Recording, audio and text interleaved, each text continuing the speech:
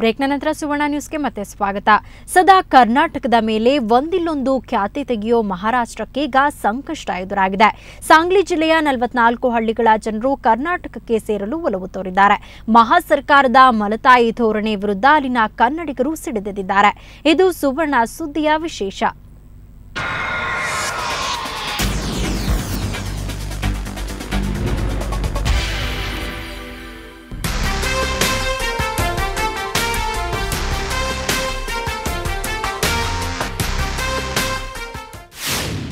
ಮಹಾರಾಷ್ಟ್ರ ಸರ್ಕಾರಕ್ಕೆ ಮರಾಠಿಗರ ಗಡುವು, ಕರ್ನಾಟಕಕ್ಕೆ ಸೇರ್ಪಡೆಗೊಳ್ಳಲು ಒಲವು,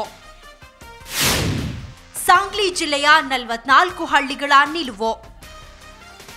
ಕರ್ನಾಟಕದ ಹುಳುಕುಗಳನ್ನ ಆಗಾಗ ಎತ್ತಿ ತೋರಿಸೋ ಮಹಾರಾಷ್ಟ್ರದಲ್ಲೇ ಸಾಕಷ್ಟು ಹುಳುಕುಗಳಿವೆ. ಮಹಾರಾಷ್ಟ್ರ ಸರ್ಕಾರದ ಮಲತಾಯಿ ಧೋರಣೆಗೆ ಬೇಸತ್ತ ಕನ್ನಡ ಭಾಷಿಕ ಮರಾಠಿಗರು ಕರ್ನಾಟಕ ರಾಜ್ಯಕ್ಕೆ ಸೇರ್ಪಡೆಗೊಳ್ಳಲು ರೆಡಿಯಾಗಿದ್ದಾರೆ. ಕನಿಷ್ಠ ಮೂಲಭೂತ ಸೌಕರ್ಯ ಕಲ್ಪಿಸಿದ ಮಹಾ ಸರ್ಕಾರದ ವಿರುದ್ಧ ಸಾಂಗ್ಲಿ ಜಿಲ್ಲೆಯ ಜತ್ತ ತಾಲೂಕಿನ ಮಂದಿ ಸಿಡಿದೆದ್ದಿದ್ದಾರೆ. ಈ ಸಂಬಂಧ ಇವತ್ತು 44 ಹಳ್ಳಿಗಳ ಜನಪ್ರತಿನಿಧಿಗಳು, ಗ್ರಾಮಗಳ ಪ್ರಮುಖರು ಗುಡ್ಡಾಪುರದಲ್ಲಿ ಸಭೆ ಸೇರಿದ್ರು.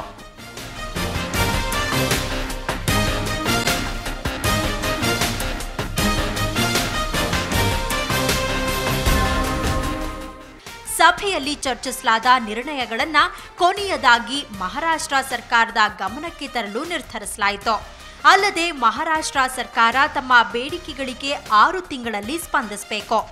ಇಲ್ಲವಾದಲ್ಲಿ 2013ರ ಪ್ರಾರಂಭದ ದಿನದಿಂದಲೇ ಮಹಾಜನ್ ಆಯೋಗದ ವರದಿಯಂತೆ ಈ 44 ಹಳ್ಳಿಗಳನ್ನ ಕರ್ನಾಟಕಕ್ಕೆ ಸೇರ್ಪಡೆಗೊಳಿಸಿಕೊಳ್ಳುವಂತೆ ಆಂದೋಲನ ರೂಪಿಸುವುದಾಗಿ ಎಚ್ಚರಿಕೆ ನೀಡಿದ್ರು.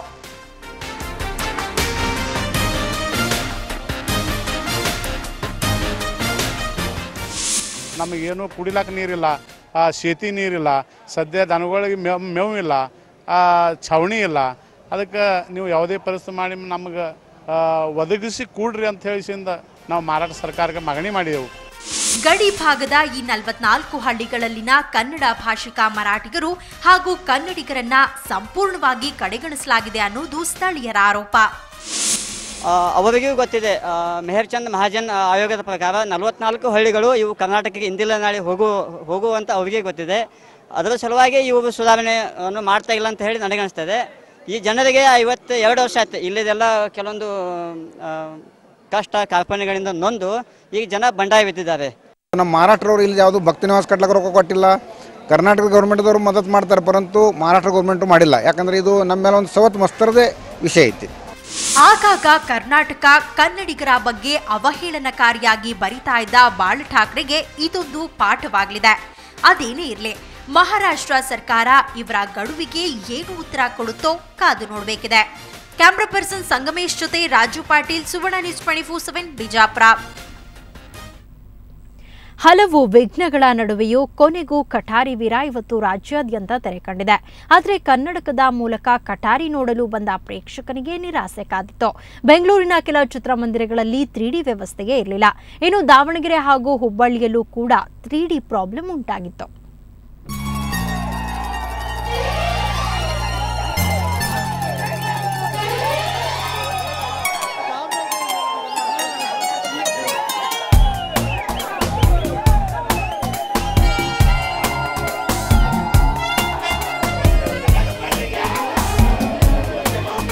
ಸಾಕಷ್ಟು ವಿವಾದಗಳಿಂದ ಸುದ್ದಿ ಮಾಡಿದ್ದ ಕಠಾರಿ ವೀರ ಕೊನೆಗೂ ತೆರೆ ಮೇಲೆ ಆರ್ಭಟಿಸಿದ್ದಾನೆ.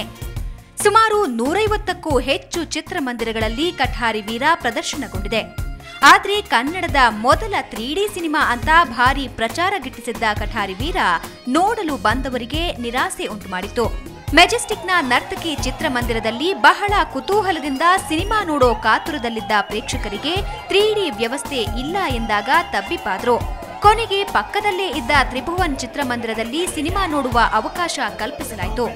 ನರ್ತಕಿ ಚಿತ್ರಮಂದಿರದಲ್ಲಿ ಖರೀದಿಸಿದ ಟಿಕೆಟ್ನಲ್ಲೇ ಪ್ರೇಕ್ಷಕರು ತ್ರಿಭುವನ್ನಲ್ಲಿ ಕಠಾರಿ ವೀರನನ್ನ ಕನ್ನಡಕದ ಮೂಲಕ ನೋಡಿದ್ರು. ಏನು ಮಾರ್ನಿಂಗ್ ಶೋ ಮ್ಯಾಟ್ನಿ ಕೊಟ್ಟಿದ್ದೀನಿ, ಅದಕ್ಕೆ ಈಗ ಬೇರೆ ಕಡೆ ವ್ಯವಸ್ಥೆ ಮಾಡಿದ್ದೀನಿ. ಆ ಜನಗಳಿಗೆ 3D ಸಿನಿಮಾ ನೋಡಿಸ್ಬೇಕು ಅನ್ನೋ ಒಂದು ಕಾರಣಕ್ಕೋಸ್ಕರ ನಮಗೆ ಅವಕಾಶ ಇಲ್ಲದೇ ಇದ್ರೂ ಈಗ 10 ನಿಮಿಷದಿಂದ ನಿನ್ನೆ ರಾತ್ರಿ ಎಲ್ಲ ಸರಿಪಡಿಸಿದ್ದೀವಿ. ವಿಚಿತ್ರ ಅಂದ್ರೆ ಇಷ್ಟು ದಿನ ಚಿತ್ರ ಬಿಡುಗಡೆ ವಿವಾದಕ್ಕೆ ಕುರಿತಂತೆ ಮುನಿರತ್ನ ಜೊತೆ ಹಾದಿರಂಪ ಬೀದಿರಂಪ ಮಾಡಿಕೊಂಡಿದ್ದ ಗಾಡ್ ಫಾದರ್ ಚಿತ್ರದ ನಿರ್ಮಾಪಕ ಕೆ ಮಂಜು ಕೂಡ ಚಿತ್ರ ವೀಕ್ಷಿಸಿದ್ರು. Katari Veera fantasy cinema, god father cinema realistic cinema. ಇದು ಟೋಟಲ್ ಡಿಫ್ರೆಂಟ್. ಇದು ಎಂಜಾಯ್ಮೆಂಟ್ ಮಾಡೋಕ್ಕೂ ಇದನ್ನ 3D ಫಸ್ಟ್ ಟೈಮ್ ಮಾಡಿದ್ರೆ ಆ ಕ್ವಾಲಿಟಿ ಅದ್ಭುತವಾದ ಸೆಟ್ಟು ಒಂದು ಡಿಫ್ರೆಂಟ್ ಆಗಿದೆ. ಇದೇ ಬೇರೆ, ಗಾಡ್ ಫಾದರ್ ಬೇರೆ. ಗಾಡ್ ಫಾದರ್ ಡಿಗ್ನಿಫೈಡ್ ಆ ಥರ ಸಿನಿಮಾ, ಅದು ಪಾತ್ರಗಳನ್ನ ರಿಯಲಿಸ್ಟಿಕ್ ಬರ್ತದೆ. ಇದು ಫ್ಯಾಂಟಸಿ, ನಿಜವಾಗ್ ನೋಡಿ ಎಂಜಾಯ್ ಮಾಡಬೇಕು. ಇದನ್ನು ಸಿನಿಮಾ ಫಸ್ಟ್ ಟೈಮ್ ಕನ್ನಡದಲ್ಲಿ 3D ಮಾಡಿದಾಗ ನಾವು ಎಂಜಾಯ್ ಮಾಡಬೇಕು. It's fantastic. ಕಾಸ್ಟ್ಯೂಮ್ ಆಗಿರ್ಬೋದು, ಸೆಟ್ ಆಗಿರ್ಬೋದು, ಮ್ಯೂಸಿಕ್ ಆಗಿರ್ಬೋದು, ಫ್ಯಾಂಟಾಸ್ಟಿಕ್, ತುಂಬ ಚೆನ್ನಾಗಿ ಮಾಡೋರೆ. Total is very good movie. ಅದೇನೇ ಇರಲಿ, ರಿಯಲ್ ಹಾಗೂ ರೆಬಲ್ ಸ್ಟಾರ್ ನಟರನ್ನ ಒಟ್ಟಿಗೆ ತೆರೆ ಮೇಲೆ ನೋಡಿ ಪ್ರೇಕ್ಷಕರು ಸಖತ್ ಎಂಜಾಯ್ ಮಾಡಿದ್ರು. ಜೊತೆಗೆ 3D ಮೂಲಕ ಸ್ವರ್ಗಲೋಕ ಹಾಗೂ ಯಮಲೋಕವನ್ನ ಕಣ್ಣಾರೆ ಕಂಡು ಆನಂದಿಸಿದ್ರು. ಆದ್ರೆ ರಿಲೀಸ್ ದಿನ ಕೂಡ ಕಠಾರಿ ವೀರ ನಿರ್ಮಾಪಕರಿಗೆ ನೆಮ್ಮದಿ ಇರಲಿಲ್ಲ. 3D ಕನ್ನಡಕದ ಕಲಹ ಎಡಬಿಡದೆ ಕಾಡಿತ್ತು. ಬ್ಯೂರೋ ರಿಪೋರ್ಟ್, ಸುವರ್ಣ ನ್ಯೂಸ್ 24/7. ಚಿಕಾಗೋದಲ್ಲಿ ಪೋಲಿಗಳ ಆಕರ್ಷಣೆಗೆ ಕಾರಣವಾಗಿದ್ದ ಹಾಲಿವುಡ್ ನಟಿ ಮರ್ಲಿನ್ ಮೆನ್ರೋ ಪ್ರತಿಮೆಯನ್ನ ಕೊನೆಗೂ ತೆಗೆಯಲಾಗಿದೆ. ಸ್ಥಳೀಯರ 10 ತಿಂಗಳ ಹೋರಾಟದ ನಂತರ ಪ್ರತಿಮೆಯನ್ನ ತೆರೆಯಲಾಗಿದೆ. 2011 ಜುಲೈ ತಿಂಗಳಲ್ಲಿ ಕಲಾವಿದ ಸ್ಟೀವರ್ಟ್ ಜಾನ್ಸನ್ ಎಂಬುವವರು 26 ಅಡಿ ಎತ್ತರದ ಮರ್ಲಿನ್ ಮೆನ್ರೋ ಪ್ರತಿಮೆಯನ್ನ ತಯಾರಿಸಿದ್ರು. 7 ಇಯರ್ ಇಂಚ್ ಚಿತ್ರದ ಅಶ್ಲೀಲ ದೃಶ್ಯವೊಂದನ್ನು ಆಧರಿಸಿ ಪ್ರತಿಮೆಯನ್ನ ತಯಾರಿಸಿದ್ರು. ಈ ಪ್ರತಿಮೆಯನ್ನ ಚಿಕಾಗೋದ ರಸ್ತೆ ಪಕ್ಕದಲ್ಲೇ ಸ್ಥಾಪಿಸಲಾಗಿತ್ತು. ಇದಕ್ಕೆ ಸ್ಥಳೀಯರಿಂದ ತೀವ್ರ ವಿರೋಧ ವ್ಯಕ್ತವಾಗಿತ್ತು. ಹೀಗಾಗಿ ಪ್ರತಿಮೆಯನ್ನ 2 ಭಾಗಗಳನ್ನಾಗಿ ಮಾಡಿ ಅದನ್ನ ಸ್ಥಳಾಂತರ ಮಾಡಲಾಗಿದೆ.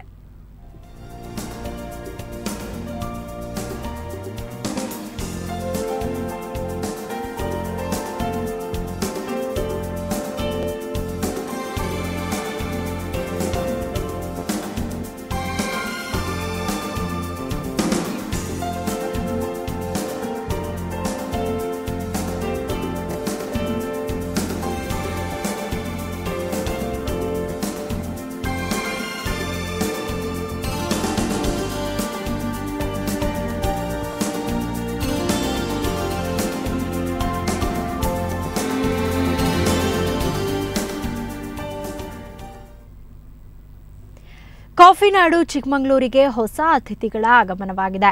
ಇಲ್ಲಿನ ಮುಳುಗವಳ್ಳಿಯ ಮಾವಿನ ತೋಟದಲ್ಲಿ ಸಾವಿರಾರು ಕಪ್ಪೆಗಳ ಹಿಂಡು ಬೀಡು ಬಿಟ್ಟಿದೆ. ಮರದ ಬುಡದಲ್ಲಿ ಕುಳಿತು ರೋಮಾಂಚನಕಾರಿಯ ರೀತಿಯಲ್ಲಿ ಜಿಗಿತಾ ಇರೋ ದೃಶ್ಯವನ್ನ ನೋಡೋಣ ಇವತ್ತಿನ ಎಂಥ ನೋಟದಲ್ಲಿ.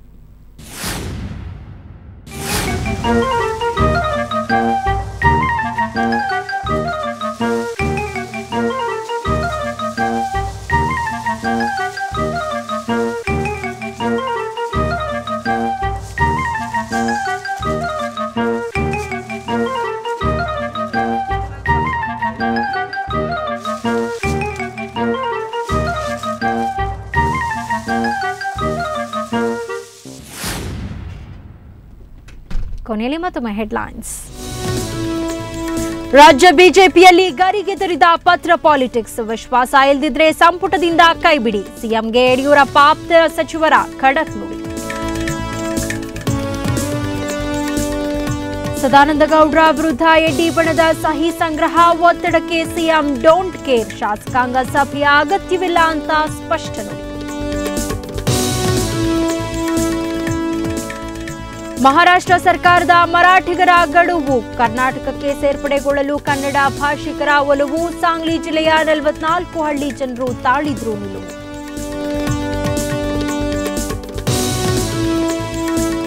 ಕೊನೆಗೂ ಬಿಡುಗಡೆಯಾದ ಕಠಾರಿ ವೀರನಿಗೆ 3D ಕಾಟ. ಹಲವೆಡೆ ಚಿತ್ರ ಪ್ರದರ್ಶನವಾಗದೆ ಪ್ರೇಕ್ಷಕರ ಪರದಾಟ. ಫಿಲ್ಮ್ ನೋಡಿದವರು ಫುಲ್ ಫಿದಾ.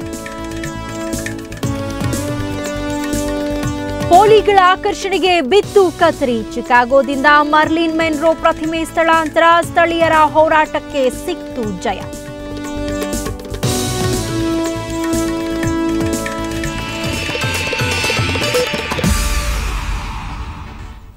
ಇದಿಷ್ಟು ಕ್ಷಣದ ಪ್ರಮುಖ ಸುದ್ದಿ. ಕ್ಷಣದ ಸುದ್ದಿಗಾಗಿ ಸುವರ್ಣ ನ್ಯೂಸ್ 24/7 ನೋಡ್ತಾ ಇರಿ.